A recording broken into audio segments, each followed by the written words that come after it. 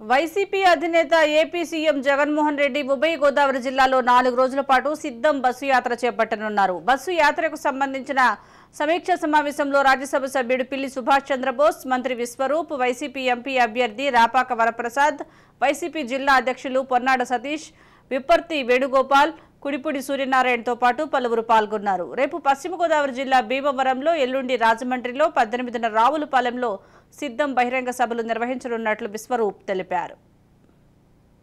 8వ తేదీ డాక్టర్ అంబేద్కర్ కోనసీమ జిల్లాలో రావులపాలెంలో మధ్యాహ్నం 3ంటికి మేమంతా సిద్ధం బహిరంగ సభకు హాజరవుతారు. ఆ సభ మధ్యాహ్నం 3ంటికి జరుగుతుంది. దాదాపు 2 లక్షల పైచిళ్లకు వైఎస్ఆర్సీపీ అభిమానులు, కార్యకర్తలు అందరూ కూడా హాజరవుతారని చెప్పి కూడా మేము ప్లాన్ చేసుకుంటున్నాం. అదేవిధంగా ఈ కార్యక్రమాన్ని విజయవంతం చేయాలని చెప్పి కూడా వైఎస్ఆర్సీపీ కుటుంబ సభ్యులందరినీ కూడా కోరుతున్నాం. ఆ కార్యక్రమంలో గౌరవ ముఖ్యమంత్రి గారు ప్రజలందరినీ కూడా ఉద్దేశించి, జిల్లా ప్రజలందరినీ కూడా ఉద్దేశించి ప్రసంగిస్తారు.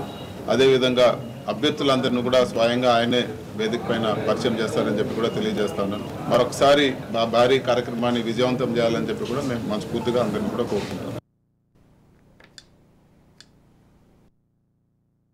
మా ప్రియతమ నాయకులు వైఎస్ జగన్మోహన్ రెడ్డి గారు మేమంతా సిద్ధం బస్సు యాత్ర ఈ నెల 15వ తారీఖు భీమవరంలో మేమంతా సిద్ధం బహిరంగ సభ తర్వాత 15 నైట్ హాల్ట్కి రాజమండ్రి రూరల్ చేరుకుని రాజమండ్రి రూరల్లో బస చేసిన తర్వాత 16 ఉదయం నుంచి రాజమండ్రి రోడ్ షో చేసుకుని మరి 17వ తారీఖు శ్రీరామనవమి సందర్భంగా బ్రేక్ తీసుకుని 18వ తారీఖున సాయంత్రం 3 గంటలకి రావులపాలెంలో మేమంతా సిద్ధం బహిరంగ సభ రావులపాలెంలో ఏర్పాటు చేయడం జరిగింది.